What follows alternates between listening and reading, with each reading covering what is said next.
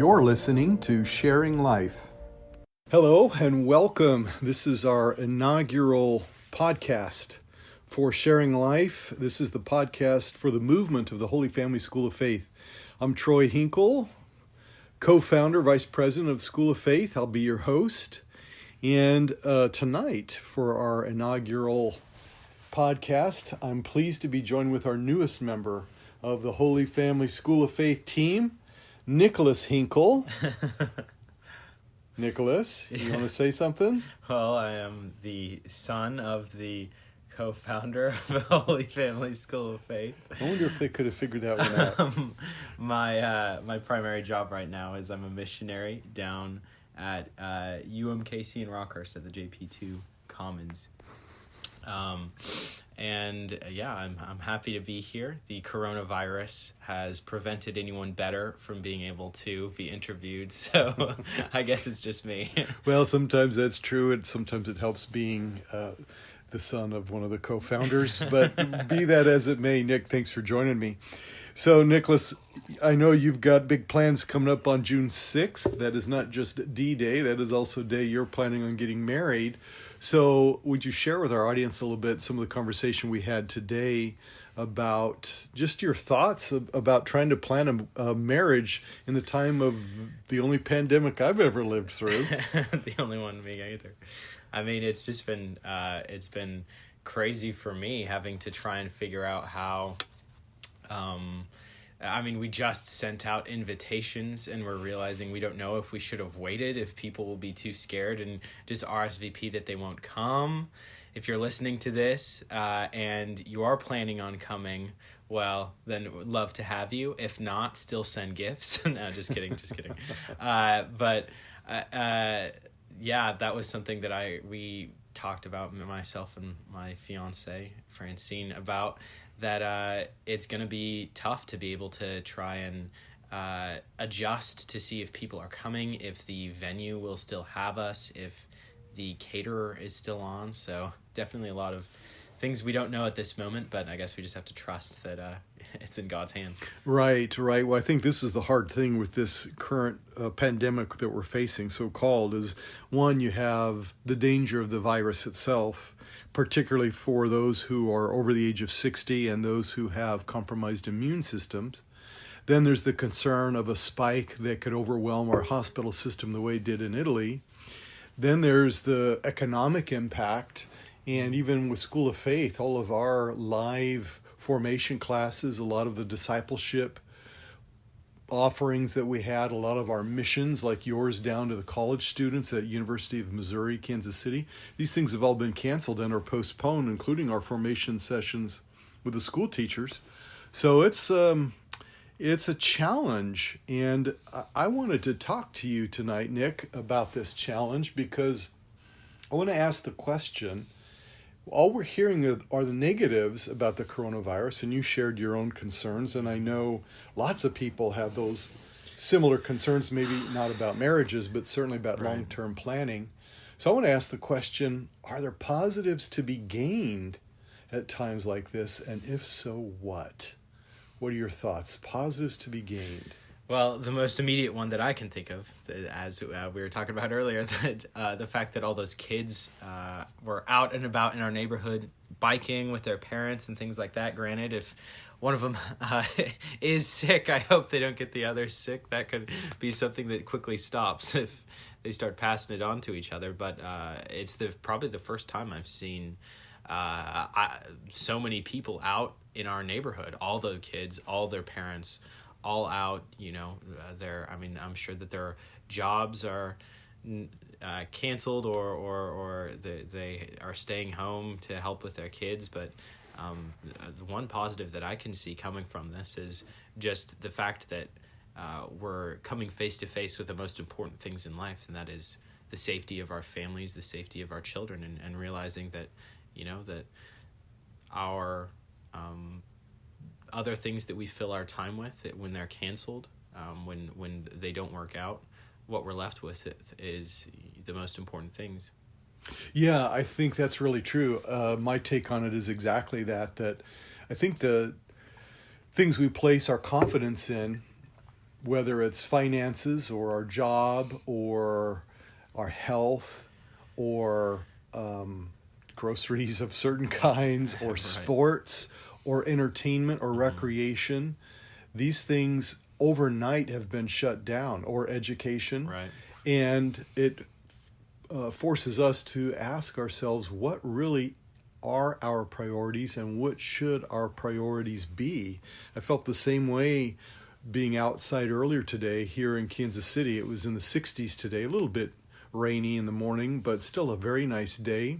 And so much jovial activity outside.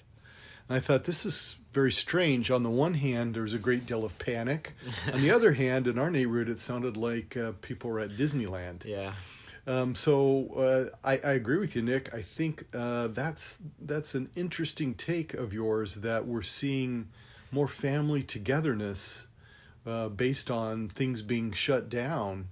And it just made me wonder, maybe this is part of God's plan to show us who's in charge and what our priorities should be. What do you think? I mean, as a caveat, I would say, we don't know if this experience is universal. Maybe some families are all locked themselves in their own rooms and playing games and Yeah, but even if they were doing that, if the families were playing games together. Well, if they're playing games together, I guess I meant like we usually do. I'm in my room playing, but if all I'm just trying to say though is that the family could be playing games together, probably being forced to come in contact with each other more often since they're all home from school and whatnot. But I just think that our experience here is a positive turnout. It's perhaps not going to be the universal for everyone in the United States, but we can certainly see that here in our neighborhood, it seems to have had a positive impact. And I want to go back to something you said with sports being canceled. I think, they take up so much of a lot of people's times, like Charlie, my little brother, your son, who was just distraught after finding that all the major sports had been canceled, that I think he really, he's been playing out with his friends a lot more. He's been, I've talked to him more, just he's not checking ESPN as often because there's not too much happening. Right. I agree with what you said, that it has kind of reduced us to what we can do with each other rather than just consuming the forms of entertainment that have been shut down. Granted, right, there are some that haven't, but that I think it has, from what I can see, has had a positive impact on the neighborhood kids, on our family. and on their families and on our family. Yeah, it makes me think that God is wanting to remind us of what's truly essential. Right. And I want to say it's faith and it's family and it's authentic relationships. And yet let's talk about the faith aspect for a moment. Here in Kansas City, we're on the Kansas side, but on the Missouri side, it's the same. All the masses have been canceled. Now, I get the reason. We need to do social distancing according to the experts. And yet it seems to me at times like this is where we want to draw near to the Eucharist. But it seems to me also that there's something positive that could be drawn from that. What are your thoughts on these cancellations of the masses and the impact it could have on our faith negatively versus the impact that it could have on our faith positively? I mean, I know that when I was because we went to Mass a few times when they had told people that their obligations had been lifted and not many people were coming, and I remember remarking to you and to my brother that it must be making Jesus's heart so sad to have so many people not there. But then as I thought about it, I mean, I'm sure that there were some who myself partially included, to be completely fair, who thought, okay, well, I guess now I have more time that Mass, has been canceled, that there'll be no public masses. But that as I thought about it, the more I thought about it, the more I thought, that this is a good opportunity for me to examine my own desire to come to the Eucharist. Is it something that I am desiring? Is it just something I'm kind of, enjoying being, released from the obligation, or is it a real desire in my heart to grow closer to Him? But yeah, I don't know. What do you think? Yeah, I agree with that. I think the old saying, absence makes the heart grow fonder. For those who are prepared, meaning somewhere deep inside, they may have lost perspective with giving priority to sports or money and finance and the stock market, or to any other thing a little too much, but yet deep inside they still had a desire for God. They just had struggled giving a right order to their commitments. Now they have an opportunity. This has been done for them. And now that we are not able to attend Mass, we just came back this evening from going to confession at our parish, and there's not supposed to be more than 50 people there, but there certainly were more than 20 that were waiting in line. And people that were drawn to the sacrament, because that's the sacrament that's available, and people who are coming in there to pray before the Blessed Sacrament, maybe sitting separated from other people. But that warmed my heart because I saw people, some of whom I hadn't seen before, ever. And I know lots of faces for what I do for School of Faith in this archdiocese, and having been a member of that parish for quite some time, there are people I have never seen before who were there. And I thought, okay, maybe this is the silver lining, that we've already mentioned how taking away these other commitments have forced children and parents to focus on each other, at least in our neighborhood. And now perhaps we're seeing with some, they're recognizing it's time to be with God. I've got nothing else to do. It's time for me to listen to Him and to listen to what He's saying. I think this is a key thing that we need to emphasize, that a purification, and I really believe that's what we're faced with. This is a purification, comes from God, and this is a good thing. Purifications are always a good thing, because they come from Him to draw us closer to Himself. Right. And for sure, this is a facet of this pandemic that's available to us, albeit I don't hear many people talking about it. Yeah.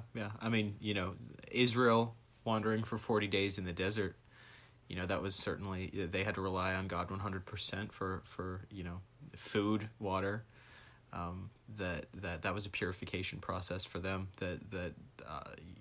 And there are many, many more others in Scripture of people going and being purified by enduring some sort of hardship, some sort of trial. Yeah. Right. Isn't it interesting that this happened during Lent? I was thinking about this earlier. Last year, do you remember what happened Monday of Holy Week? I do not, no. That was when Notre Dame caught fire. It was Monday of Holy Week last year. And what happened? Do you remember when that happened? Do you remember what the result was of the French people? I mean, they all banded together, started pledging a bunch of money to rebuild it. Right. They got, what was that, 24 million or something like that in just a matter of hours. But I'm also thinking of the young people who came out to pray the rosary while Notre Dame was burning. It was so emotional. I had to give a class the very next day. I could hardly get through the lesson because I was overwhelmed with emotion. I've had the good fortune to have been in Notre Dame Cathedral multiple times, multiple occasions. And it really is a beautiful church, one of the most prestigious churches dedicated to Our Lady. And that catching fire during Monday of Holy Week, I thought was very spiritually significant, because these things are always symbolic of the intention-getting devices the Lord will use. This is very biblical. He oftentimes uses numbers and days of the week and seasons of the year, and persons, places, things, and events to point to other truer events that He's preparing Israel for or preparing us for. And now this year we have this virus that's hitting during Lent. So, Nick, tell me more. What do you think? So one thing you mentioned is the purification that comes from suffering. Mm-hmm. Why is that purifying? And why could that be a spiritual meaning, something we could perceive deeper in this crisis, versus just passing it off as just simply one of those things that happens and it's nothing more than that? Right, yeah. I mean, thinking back in my own life, the times when I've really struggled are the times also when I've really grown. That it's hard to kind of put things into perspective if you're doing well, if things are going off, everything's hunky-dory. It's hard to really make sure that and gut check yourself that you're going well, that you're making sure to put the right things in their proper perspectives. And I think that that's a problem of humanity, that we strive so hard, rightly so, to overcome some of the problems. I'm here thinking of the problems such as starvation, or even like ice being on the roads, that maybe 50, 60 years ago, if there were a really hard ice storm, everything would be canceled, similar to this. And yet now we've been able to kind of erase that, make sure that doesn't happen, make sure that people can get to their jobs, get to wherever they want to go. But now that this coronavirus is hitting, people are unable to do so. And we've been unable to overcome this obstacle through our own technology. And I think that is a way that God is reminding us, no, there are still some things that you can't come over, that your job is not to make yourself so completely able to overcome anything, like super people. I guess right. I'm straying though from your question originally. Well, but you're saying two things. One, I asked you about suffering, and you were pointing out how it certainly strips away our distractions so we can properly prioritize, for sure. But then you were mentioning how, in this case, it's pointing out our fixation on efficiency, how we like to overcome things, and now we can't. Right. And so the suffering is purifying us of that fixation. So you weren't straying too much. I agree. I think also suffering, it purifies our love, because it's one thing to be in a relationship with another when it feels good, when I'm the one receiving the benefit. In this case, a good feeling, pleasure, something warm and fuzzy.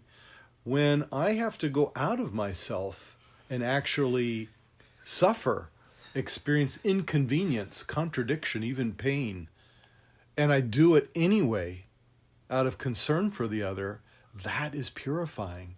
And I think that's why St. Maximilian Kolbe called suffering the food of love. And so as we're experiencing forms of suffering, granted, they could be worse. I'm glad it's not like the plague or the Spanish influenza or these kinds of things. No one's dying. But it is an opportunity for us to wake up a little bit and say, you know what? We don't have things under control so well after all. But I know who does, and he loves me. And if I spend time listening to him, maybe I'll discover that. Suffering certainly can achieve that benefit. So I agree with what you're saying. What examples in your life would you say that you have of times when you suffered and maybe didn't realize that it was God purifying you? Oh, wow. Good question. I've been fortunate in that I've been healthy most of my life. I think the suffering that we endured, because you're too little to remember this, but I've always worked for the Catholic Church, and Mom stayed home to take care of you and your 5 other brothers and sisters.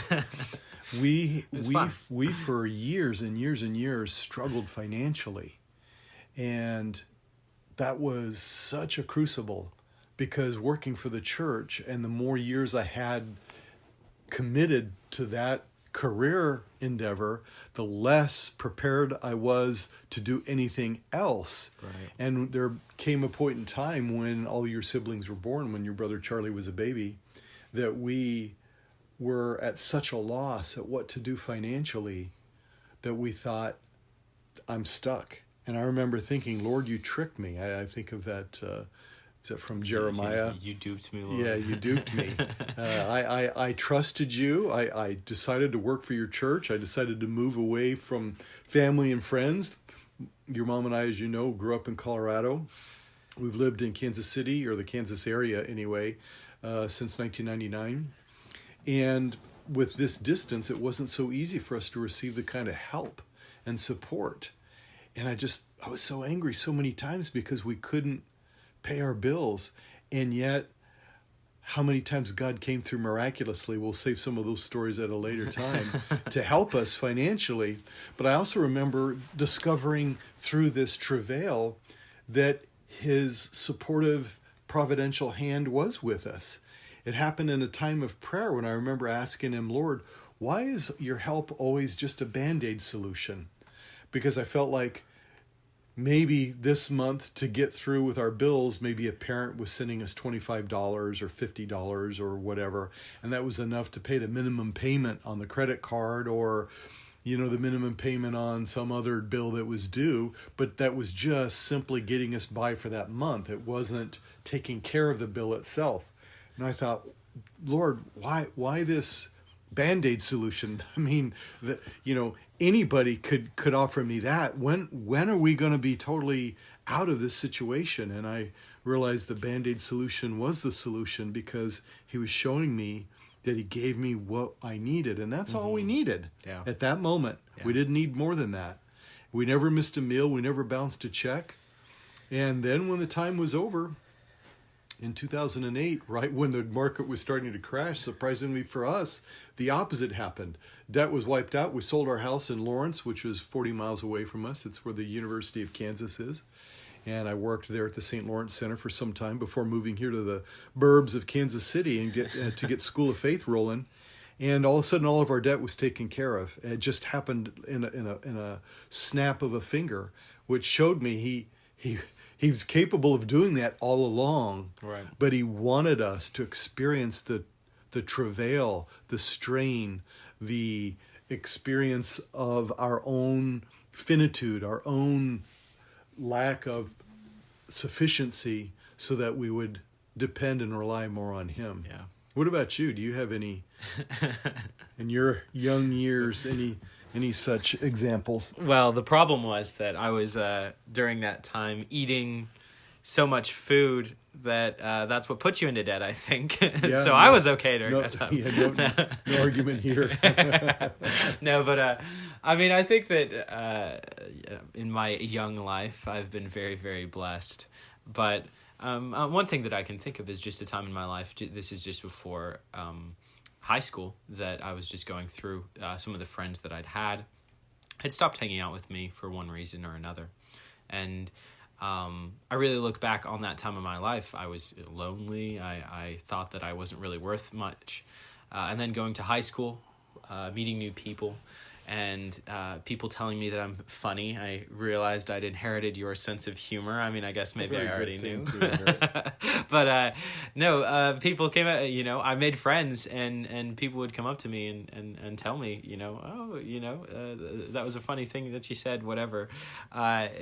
And I guess I realized that I appreciated that, and I really appreciated other people, other friends, and because I'd gone through that time in my life when I didn't really have any friends. And so I found myself being able to be friends with people who maybe were less socially accepted by a lot of people, and people who were the jocks and popular kids, just because I appreciated the fact that they took an interest in me and tried to take an interest in them, because I knew what it felt like to be alone. So right, yeah, learning how to appeal to all men and hopefully save a few, as St. Paul says. Yeah. Well, I want to sum up what we've said so far, because I want to finish by looking at some advice that you can help me offer our audience here on how to move forward in this. But to sum up, we're looking at this situation differently. Rather than looking at it as a crisis, we're looking at it as an opportunity. We've mentioned that it's a way to reprioritize, to detach from our own false sense of self-sufficiency and efficiency. Sometimes that can be a fixation for us. To rather reattach to God, to be able to listen to him through our suffering and through the distractions that have been removed, to spend more time with family, to recognize the purification that comes through such suffering and how it not only helps us prioritize but strengthens our love, and how it draws us closer to God and closer to these relationships that really matter. So let's close with some advice. What advice, Nick, would you give to people moving forward? So they're listening to this podcast; it's changing their life. Their total perspective has been opened to a new avenue of living. What advice for these folks could we give at this point? Well, I imagine some people might come back and watch this after the coronavirus thing has cleared up, or maybe the world ends after the coronavirus, in which case it doesn't matter. No, but I mean, I guess advice that for people, through this is similar to what I've already said. Reflect on the fact in all of the trials that God sends you, that you are dependent on Him. That as much as we can try and overcome the limits placed on us, I liked how you put it earlier, that our trials remind us of our own finitude, the fact that we are finite, we are limited, we are not able to overcome every single obstacle, nor are we meant to. That's a good thing to learn, right? And that's God didn't create us to become gods like Zeus and things like that. Jesus shows us that Jesus took on a lot of limits. He came in a particular place at a particular time and took on a particular task. That these are things He didn't do everything. He only did a few things. He limited Himself, and so to remember that all of the trials that God sends us are ways that He is attempting to remind us of that finitude, of the fact that we're not all powerful. But and in that it's not just a slap in the face to try and make you humble. It's a time I can think of the times when I was maybe doing something wrong and I was punished by you. Yes, that did happen. That happened a lot. All right, I had a temper, but that I guess maybe my temper is a good example of that. Yeah, you get that from your mom. Well, that was I was only able to overcome that by frequently being reminded that was something that was detrimental to me, and sometimes I would require more forceful being sent to timeout to realize that they were it was an time in my life when I was struggling with something, but that the bad things that were put in place, or bad things quote unquote, because they ended up helping me, me not being able to play with my toys or my Legos or whatever, was taken from me to remind me that these good things are only given to me if I myself am able to use them correctly. Yeah, to respond well. That's beautiful, beautiful thoughts. I think our Heavenly Father is indeed that. He's a Heavenly Father who wants to give us good things, provided that we use them well. Mm-hmm. And if we're not using them well, He might have to bring a little parental reminder. Right.